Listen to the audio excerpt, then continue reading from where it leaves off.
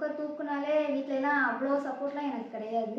புக்கை தூக்குனாலே பேச்சுகள் பயங்கரமாக வரும். இப்போ எனக்கு தோணுன ஒரே விஷயம், சில வார்த்தை கொல்லும், சில வார்த்தை வெல்லும். ஆனால் நம்மளை அந்த வார்த்தை வெல்லணுமா கொல்லணுமான்னு நம்ம தான் முடிவு பண்ணுவோம். அதுலேயும் மேரேஜ்டு விமனுக்கு வந்து சொல்லவே தேவையில்லை. எல்லா பக்கத்தில் இருந்துமே பிரச்சனை வரும். ஒரு பிரச்சனைன்னு ஒன்று வரும்போது அந்த பிரச்சனையை நம்ம பார்த்தோம்னா நம்ம அடுத்த லெவலுக்கு போகவே முடியாது. சொந்த பந்தங்கள் இருக்காங்களே அம்மா, அவங்கள மாதிரிலாம் இருக்கவே முடியாது. எங்கே தான் நமக்குன்னே செஞ்சு கடவுள் அனுப்புவாரோ அவங்க எல்லாமே சொந்த பந்தங்களாக தான் இருப்பாங்க. ஒரு ஹவுஸ் ஒய்ஃபாக இருந்துட்டு ஹஸ்பண்ட் வந்து என்னெல்லாம் நம்ம பொண்ணுன்ற லெவலில் தாண்டி என்னெல்லாம் நம்ம கேட்கக்கூடாதோ எல்லா வார்த்தைகளையும் கேட்டு தாண்டி எல்லாம் அனுபவிக்கக்கூடாத என்னென்ன கஷ்டம் இருக்கோ எல்லாமே அனுபவிச்சு.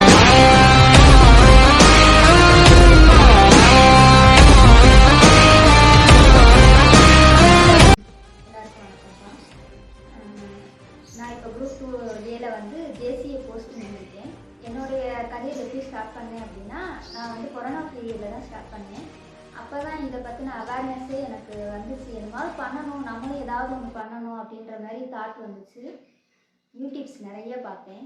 யூடியூப்ஸில் தான் அப்போ தான் எனக்கு இந்த மாதிரி ஒரு டிஎன்பிஎஸ்சி எக்ஸாம் இருக்குன்றதே எனக்கு அப்போ தான் தெரியவே வந்துச்சு. சரி நம்மளும் தான் ட்ரை பண்ணுவோமே அப்படின்னு சொல்லிட்டு ஆரம்பித்தது தான். அதுக்கப்புறம் நிறைய பார்க்க சிலபஸ் அது இதுன்னு பார்க்கல ஒன்றுமே புரியல. சரி நம்ம எல்லாமே பார்த்தா கன்ஃபியூஸ் ஆகும் அப்படின்ட்டு ஏதாவது ஒன்று ரெகுலராக ஃபாலோ பண்ணி அது என்னன்னு தெரிஞ்சுக்கிடுவோம் அப்படின்றதுக்காகவே ஒரு ஸ்டாண்டர்டாக ஒரு வேவை சூஸ் பண்ணி நான் அதன் வழியாக போயிட்டுருந்தேன். அதுக்கப்புறம் தான் டிஎன்பிஎஸ்சி எக்ஸாம்னால் எப்படி இருக்கும்னு தெரிஞ்சுக்கிறதுக்காகவே சும்மா எக்ஸாம் அட்டன் பண்ணி பார்ப்போம் அப்படின்னு அட்டன் பண்ணி பார்த்தேன். அட்டன் பண்ணி பார்க்கையில ஃபஸ்ட்டு குரூப் 4 தான் நான் மெயின் பண்ணி போனதேவும். அதுக்கப்புறமா தான் நான் குரூப் 2 எக்ஸாம், குரூப் 1 எக்ஸாம்லாம் அட்டன் பண்ணேன். குரூப் 1 வந்து போகையில் எனக்கு அந்த ஜிகேயில் வந்து நல்ல நாலேஜ் இருந்துச்சு. அதில் தான் எனக்கு ஜிகே பற்றின ஒரு அவேர்னஸே நல்லா க்ரியேட் ஆச்சு. அந்த எக்ஸாம் முடிச்சுட்டு வரையில் குரூப் 4 வந்து அட்டன் பண்ணேன். அட்டன் பண்ணையில் எனக்கு பார்டர் மார்க் வரவுமே இன்னும் கொஞ்சம் கான்ஃபிடென்ஸ் வந்துருச்சு. அதோட சரி நம்ம இதிலையே இருந்து எப்படியாவது நமக்குன்னு ஒரு இதை எடுத்துருவோம் அப்படின்னு நினச்சேன். அதுக்குள்ளே ஆனால் அதுக்காக பட்ட கஷ்டம்லாம் ரொம்ப ஜாஸ்தி தான். ஒரு ஹவுஸ் ஒய்ஃபாக இருந்துட்டு ஹஸ்பண்ட் வந்து என்னெல்லாம் நம்ம பொண்ணுன்ற லெவலில் தாண்டி என்னெல்லாம் நம்ம கேட்கக்கூடாதோ எல்லா வார்த்தைகளையும் கேட்டு தாண்டி எல்லாம் அனுபவிக்கக்கூடாத என்னென்ன கஷ்டம் இருக்கோ எல்லாமே அனுபவிச்சாச்சு. இனிமேல் அனுபவிக்கிறதுக்குன்னு தனியாக எதுவுமே கிடையாது. என்னை பொறுத்த வரைக்கும் நான் அவ்வளோ அனுபவிச்சிட்டேன். எங்கள் அப்பா அம்மாவுக்கு நான் ஏதாவது பண்ணணும், நான் ஏதாவது பண்ணி தான் அவங்கள நான் பார்த்துக்கணும் அப்படின்ற ஒரு எண்ணம் வந்துச்சு. என் சம்பளம் இருந்தால் மட்டும்தான் நான் அவங்களுக்கு ஹெல்ப் பண்ண முடியுன்ற ஒரு எண்ணம் அப்போ தான் வந்துச்சு.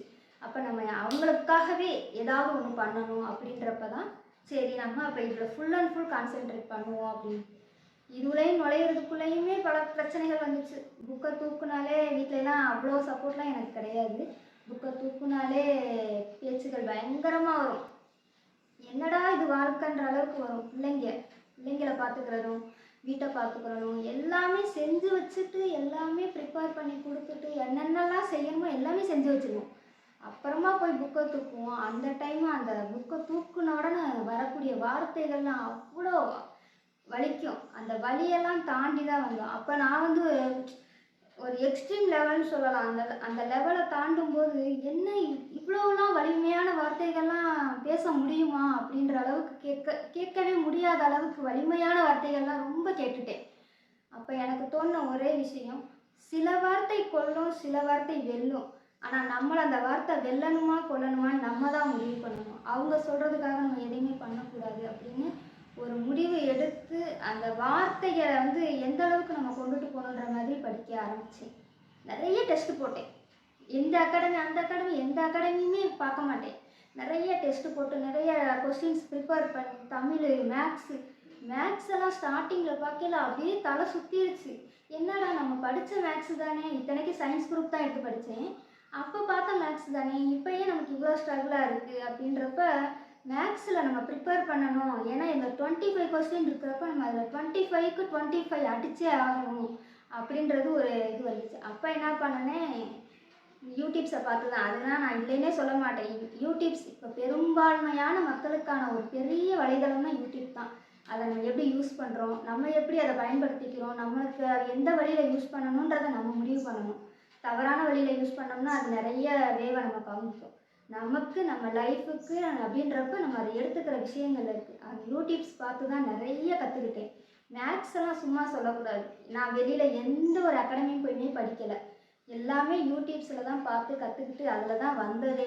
புக்ஸு மெயின் சோர்ஸே புக்ஸு தான். ஆனால் என்னுடைய கடந்த கால வாழ்க்கையில் பார்த்தோம்னா புக்கே நான் முதல்ல தொடவே இல்லை. சொல்லப்போனால் எனக்கு அந்த இதில் புக்கில் தான் இது பண்ணணும். புக்கு நம்ம கையில் இருந்தால் நமக்கு அது என்ன சொல்கிறது, ஒரு பலன்றதே எனக்கு அது தெரியல. நான் என்ன பண்ணேன், முதல்ல பிடிஎஃபாக டவுன்லோட் பண்ணேன். அதுக்கப்புறம் பிடிஎஃபாக பார்க்கல, இது புக்கில் இருக்கிற பிடிஎஃப் தானே, நம்ம ஏன் புக்கை வாங்கக்கூடாது அப்படின்ற மாதிரி தோணுச்சு.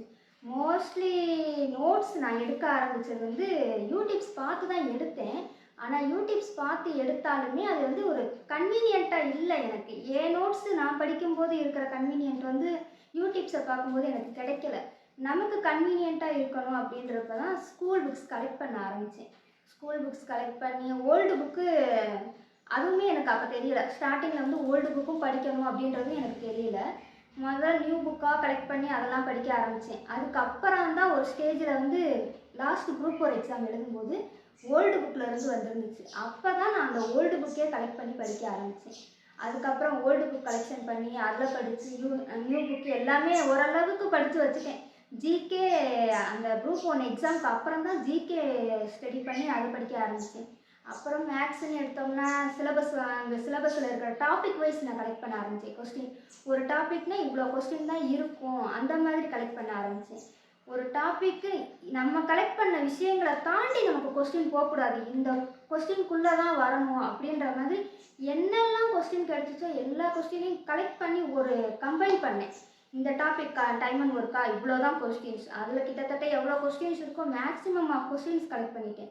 எல்சிஎம், ஹெச்சிஎஃப் எல்லா டாபிக் வைஸ், வடிவியல், புள்ளியியல் எல்லாமே என்னென்ன அந்த இதில் சிலபஸில் இருக்கோ சிலபஸ் அதுக்கப்புறம் தான் கோடிங் பண்ணி அதுக்கப்புறம் தான் எல்லாமே அந்த சிலபஸ் வைஸ் போனது வந்து ஒரு தெளிவான கண்ணோட்டத்தை எனக்கு கொடுத்துச்சு. அது வரைக்குமே இதில் கொஞ்சம் அதில் கொஞ்சம் அதில் கொஞ்சம் தான் படிச்சுட்டு இருந்தேன். அதுக்கப்புறம் தான் சிலபஸ் பற்றின ஐடியா கிடச்சி சிலபஸ் படி போனேன். அதுக்கப்புறம் தான் மெயின்ஸ்லாம் வருமா அப்படின்ற அளவுக்குலாம் இருந்துச்சு. ப்ரிலிம்ஸு பாஸ் பண்ணி ப்ரிலிம்ஸில் நம்பர் வந்தோன்னு அதை சொல்லவே முடியல. நம்மளும் வீட்டில் இருந்தே படிச்சிருக்கோம், நம்மளும் பாஸ் பண்ணிட்டோமே. இது எத்தனையோ பேர் எனக்கும் சொன்னாங்க, நீங்கள் எல்லாம் படிக்கிறது வேஸ்ட்டு, காசு கொடுத்து தான் போவாங்க எல்லோரும், இந்த காலத்தில் எல்லாம் காசு கொடுக்காம எதுவுமே நடக்க மாட்டுது அப்படின்னா நிறைய சொந்த பந்தங்கள் இருக்காங்களே அம்மா, அவங்கள மாதிரிலாம் இருக்கவே முடியாது. எங்கே தான் நமக்குன்னே செஞ்சு கடவுள் அனுப்புவாரோ அவங்க எல்லாமே சொந்த பந்தங்களாக தான் இருப்பாங்க. அந்த அளவுக்கு எவ்வளோலாம் டிமோட்டிவேட் பண்ணணுமோ எல்லாமே பண்ணறதுக்கு ஆரம்பித்தாங்க. அப்போ முடிவு பண்ணேன், சொந்த பந்தங்கள்லேருந்து கொஞ்சம் தள்ளி இருப்போம்.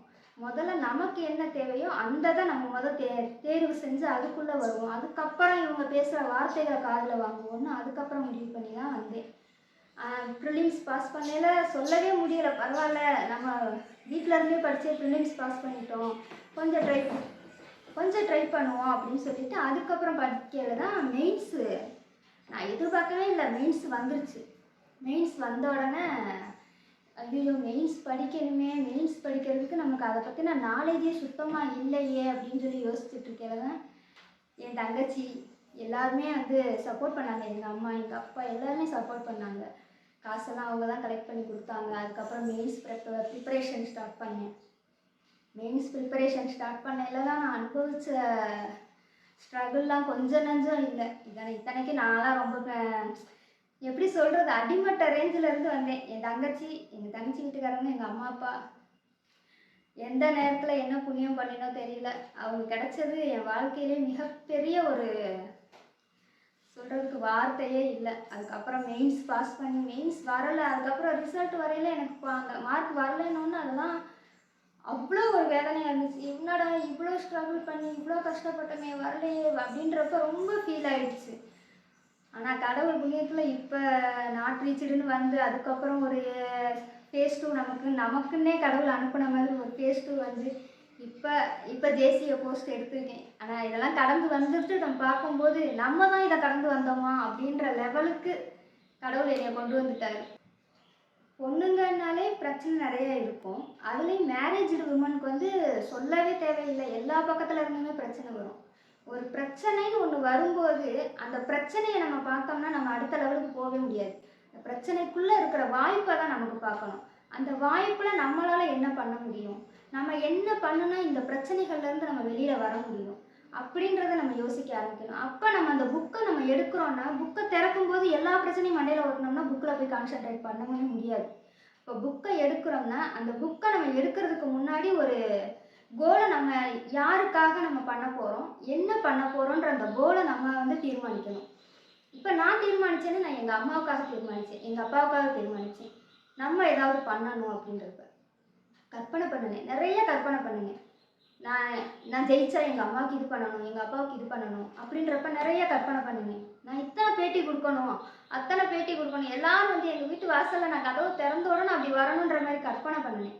நம்ம கற்பனை பண்ணுற அந்த கற்பனைக்கு நம்மளுக்கு எது வலுசை இருக்கும் அப்படின்றப்ப நம்ம புக்கை படிக்கணும். எவ்வளவுக்கு எவ்வளோ நம்ம புக்கை படிக்க முடியுமோ அவ்வளோக்கு எவ்வளோ நம்ம புக்கை படிக்கணும். பிரச்சனைக்குள்ளே போகாமல் அந்த பிரச்சனையை கொஞ்சம் அப்படி விலக்கி வச்சுட்டு அந்த பிரச்சனையை தீர்க்கறதுக்கான வழி என்ன நமக்கு புக்கு. இப்போ புக்கில் இருக்கிற ஒவ்வொரு லைன் பை லைன் அந்த பேராகிராஃபில் நமக்கு எப்படி திருப்பி போட்டாலும் கேட்க தெரியணும், சொல்ல தெரியணும். எனக்கு கொஸ்டின் மோஸ்ட்லி கேட்கவே தெரியாது. எனக்கு கேட்டால் கொஸ்டின் கேட்டால் சொல்கிறதுக்கு வேணால் நான் ப்ரிப்பேர் பண்ணலாம் அப்படின்ற மாதிரி தான் நான் ஆரம்பித்ததே. அப்படியே கொஞ்சம் கொஞ்சமாக அந்த கற்பனைக்கு நான் என்னையே நானே வலு சேர்க்க ஆரம்பித்தேன். நானே அந்த கற்பனை நம்ம அப்துல் கலாம் ஐயா சொன்ன மாதிரி நம்ம கற்பனை செய்யணும். தூங்குறத விட தூங்கும்போது வரும் கனவை விட நம்ம தூங்க விடாமல் செய்கிறது தான் கனவு அப்படின்னாங்கல்ல. நான் அந்த கனவை நிஜத்தில் பார்க்கணும்னு நான் ரொம்ப ஆர்வப்பட்டேன். அந்த கனவுக்கு வலு சேர்க்கணும். எங்கள் அம்மா அப்பாவுக்கு நான் செய்யணும்னா நான் எனக்கு என் கையில் எனக்கு காசு வந்தால் மட்டும்தான் நான் செய்ய முடியுன்றப்ப நான் அதை நோக்கி பயணிக்க ஆரம்பித்தேன். அதுதான் என்னையே சொல்லப்போனால் கொஞ்ச நாளில் என்னையே அது கூட்டிகிட்டு போக ஆரம்பிச்சிருச்சு. நான் போகணும்னு நினச்ச வழியை அது என்னையை இழுத்து கொண்டு போக ஆரம்பிச்சிருச்சு. இப்படி தான் என்னோடய பயணம் வந்து ஸ்டார்ட் பண்ணுச்சு. இப்போ நான் எத்தனை எக்ஸாம் கிளியர் பண்ணேன் அப்படின்னா, மோஸ்ட்லி நான் அது என்ன சொல்கிறது, கொரோனா டைமுக்கு முன்னாடி ஒரு குரூப் 4 எக்ஸாம் எழுதினேன். அதுக்கப்புறம் அந்த கொரோனா டைமுக்கு அப்புறம் நான் எக்ஸாம் வரல இல்லையா, அதுக்கப்புறம் நடந்த குரூப் 1 எக்ஸாம் எழுதியிருக்கேன். அதுக்கப்புறம் குரூப் 2 எக்ஸாம் அதுதான் எழுதியிருக்கேன். இப்போ ஒரு குரூப் 4 எக்ஸாம். இதுதான் நான் எக்ஸாம் எழுதின பயணங்கள்னு பார்த்தோம்னா, புக் எடுத்து படித்து நான் எழுதின பயணங்கள் இதுதான். முதல் எக்ஸாம் கிளியர் பண்ணணும் அப்படின்னா முதல் கன்சிஸ்டன்சி வேணும். நம்ம வந்து சும்மா எடுத்தோம் சும்மா போனோம் அப்படின்ற மாதிரி படித்தோம்னா கண்டிப்பாக அதில் வராது. புக்கை எடுத்தோம்னா படிச்சுக்கிட்டே இருக்கணும். அதில் தொடர்ந்து போய்கிட்டே இருந்தால் மட்டும்தான் அந்த இதில் வந்து நம்ம ஜெயிக்க முடியும். இதில் சும்மா நான் வந்தேன் பார்த்தேன் எனக்கு செட் ஆகலை அப்படி விலைக்கு போயிட்டேன், வந்துட்டியா ஒன்ஸ் வந்துட்டோமா அதில் என்னன்னு நம்ம ஒரு கை பார்க்காம அதுலேருந்து போகக்கூடாது. நம்ம அதை என்னன்னு பார்த்தே ஆகணுன்ற அந்த வைராக்கியம் வரணும். நம்ம படிக்கணும், படித்தாதான் நம்ம வாழ்க்கை மாறுன்ற அந்த எண்ணத்துக்கு நம்ம வலு சேர்க்கணும், அதன்படி போகணும். அதை இப்போ நான் எழுதின எக்ஸாமில் நான் குரூப் 2க்கு வந்து நான் வச்ச ஏனியே பெருசு தான். நான் வந்து வர்றேன்னா வரலையோ நான் வச்ச ஏனி இன்டர்வியூ போஸ்டிங் தான் வச்சேன். ஆனால் 2A கூட வரல, நம்பர் வரல, நாட் ரீச்டு அப்படின்னு வந்தோன்னே என்னுடைய கஷ்டத்தை நான் எப்படி சொல்கிறதுனே தெரியல. என்னடா நம்ம அவ்வளோ எஃபோர்ட் போட்டோமே அப்படின்னு கஷ்டம். அதுக்கப்புறம் செகண்ட் ஃபேஸ் நான் எதிர்பார்க்கவே இல்லை. கடவுள் எனக்கு அடித்த ஒரு கிஃப்ட்டுன்னு சொல்கிறதா இல்லை சரி பொழிச்சுப்போ அப்படின்ட்டு அவர் எனக்கு கொடுத்த ஒரு இதுன்னு சொல்கிறதான்னு தெரியல. குரூப் 2A நான் இன்டர்வியூ போஸ்ட் JCA ஏதோ ஒரு போஸ்டிங் ஏதோ ஒரு வேலை அப்படின்ற லெவலுக்காவது கிடைச்சா போதுன்ற மாதிரி ஆயிடுச்சா. இப்போ எனக்கு இது கிடைச்சதுக்கு அப்புறம் இருக்கிற சந்தோஷத்தை நான் எந்த அளவுக்கு நான் வெளிப்படுத்துறதுன்னு எனக்கு தெரியலை. அது எப்படி சொல்கிறதுன்னு புரியலை. எதுவாக இருந்தாலும் சரி நீங்கள் எடுத்துட்டீங்களே, ஒன்ஸ் இந்த வேலை வந்தாச்சா அந்த வேலை நம்ம என்ன 1 இல்ல 2 கை பார்க்காம இதை விட்டு வெளியில் போகவே கூடாது. என்னன்னு ஒரு முடிவை எடுத்துகிட்டு தான் போகணும். அந்த மாதிரி வந்து கன்சிஸ்டன்சியோடு படிச்சுட்டே இருக்கணும். நீங்கள் நிறையா படிக்கிறீங்க கொஞ்சமாக படிக்கிறீங்கன்னா இல்லை, எவ்வளோ படிக்கிறீங்களோ உங்களால் எவ்வளோ பெஸ்ட் ஆஃப் பெஸ்ட் கொடுக்க முடியுமோ அந்த அளவுக்கு கொடுத்துக்கிட்டே இருக்கணும். கண்டிப்பாக அந்த முயற்சி ஒரு நாள் உங்களை நீங்களே விட்டு போனாலும் அந்த முயற்சி உங்களை விடாது.